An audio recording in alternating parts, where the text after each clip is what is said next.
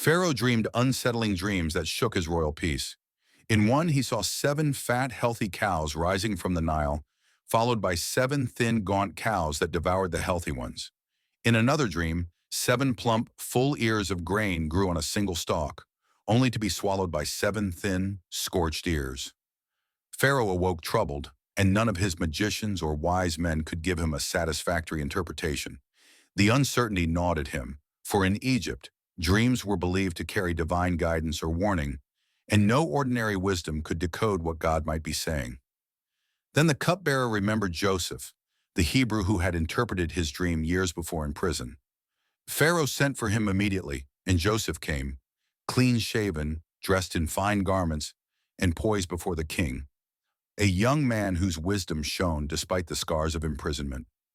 Joseph listened carefully, acknowledging that interpretations belonged to God alone, then revealed the meaning. The 7 fat cows and 7 full ears of grain represented 7 years of abundance across the land of Egypt. The 7 thin cows and 7 scorched ears foretold 7 years of famine that would follow. Joseph advised Pharaoh to appoint a wise and discerning man to oversee the land, storing grain during the years of plenty so the famine could be endured. Pharaoh, recognizing the Spirit of God in Joseph, placed him over all Egypt, second only to the king himself. Joseph took charge, organizing a vast storehouse network and instructing officials throughout the provinces. What seemed like years of waiting in a prison cell now became the very stage God used to elevate Joseph to power, protecting his family and shaping the future of Israel. Joseph's faith and wisdom was tested in the quiet darkness of prison. God was preparing him for the greatest leadership role he would ever hold.